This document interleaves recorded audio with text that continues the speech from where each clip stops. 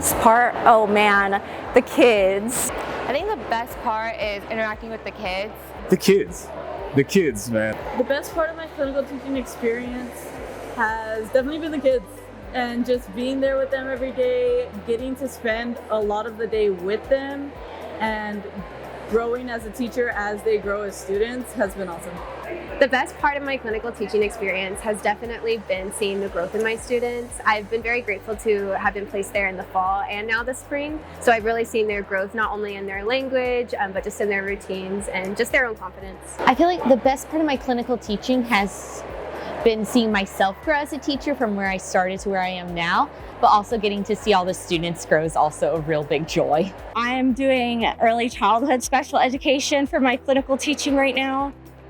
And oh my gosh, the kids do it all for me. I thought I was not going to be very happy about waking up at 5 in the morning every day without getting paid, but it's like the kids just make it. They learn so much so quick, and when you get to teach them things that you're passionate about, and then you see that they're actually as passionate about it as you are, there's not really a feeling that I can explain that matches that, really, as an educator.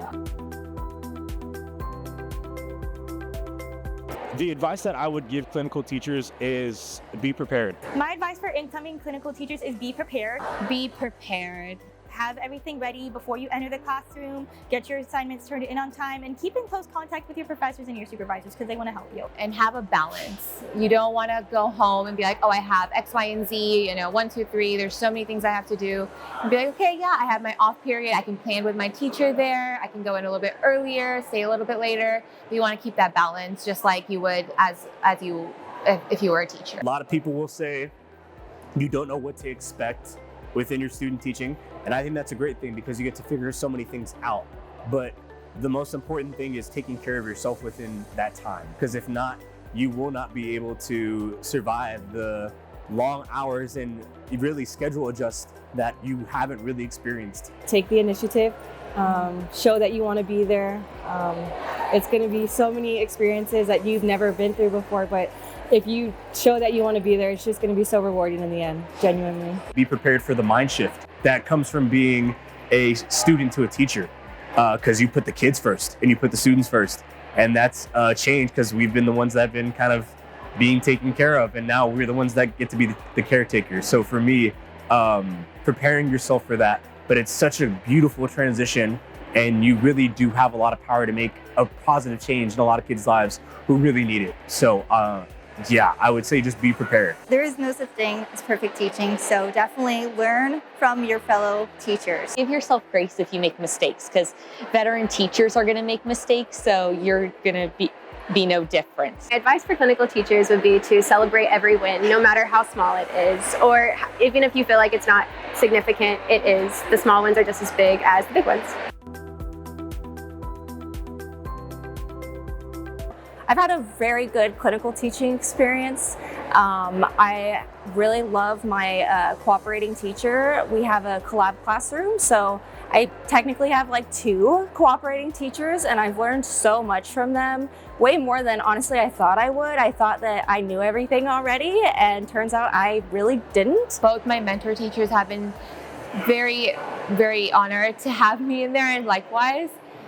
They've been giving me multiple opportunities to interact with the kids, prepare lesson plans, prepare activities. Right now, I just finished preparing like a STAR review unit with them for 7th grade. So it's been very beneficial for me. My mentor, Miss Paulsgrove, is amazing. I've learned so much from her. Like, I really feel prepared to enter my own classroom. My 1st grade team is just so supportive, very hands-on, and it just feels great to be there. They definitely showed me how to be adaptable in the classroom setting and how to create a positive learning environment. It was a lot about finding out what works for me and finding my individuality, finding my personal thumbprint. And for me, I was able to do that because my teachers were very encouraging, and they have been really just a source of guidance for me. I'd like to give a shout out to my supervisor, Brandy Simpson. She is awesome, and she has all of these things going on in her life, and she is still the most supportive, most positive person that I'm interacting with every single day. And I'd also like to shout out my cooperating teacher, Miss Lauren Sanchez, because she is like the best mentor teacher I've ever had in my years of getting some field work done. Shout out to Brandy. She's awesome. She's been the best, and she's been super helpful to us this whole time. Yes, truly. I would give a shout out to Miss Kurtz, my supervisor. She's amazing. I've learned so much from her. And again, my mentor or cooperating teacher, Miss Paulsgrove, is amazing. And I'm so lucky to have both of them to learn so much from them. I feel like for shout outs would be both my mentor teachers. They've been great. They've been open to having me there. And I feel like my favorite professor was probably Dr. Johnson. Her class allowed me to see the various sides of teaching, not just me teaching. It's a lot of like the mental health side of kids, mental health of the teachers. So I feel like that would be my shout out. Shout out to Professor Chavez. He definitely saw the teachers and the students. I would love to give a shout out to Cassandra Lopez, who runs the Student Success Center. She has been a mentor and just a support system for me throughout my whole college experience, and I couldn't be more grateful for her. I would like to give a shout out to my supervisor, Miss Briones. She has been such a wonderful help in my placement and just in my experience doing my clinical teaching. I would love to thank my voice teacher, Crystal Gerald Johnson. She has been the source of light for me throughout my entire time as a music education major. And without her, I wouldn't be with you today. Like, she's just been such a positive person in my life. My mother, who was a coach of 34 years, and by the time that this video comes out, she'll be retired from Northside Independent School District. So she's a 34-year coach. So for me, being able to kind of follow in her footsteps is everything to me. Karen Seifert, Dr. Susan Dill, Dr. Eugene Moon, Dr. Jordan Boyd, and then of course my clinical teachers, or my cooperating teachers, Jennifer Sines and Jimmy Garrett, who are both UTSA alumni. So really cool to be able to keep it within the family.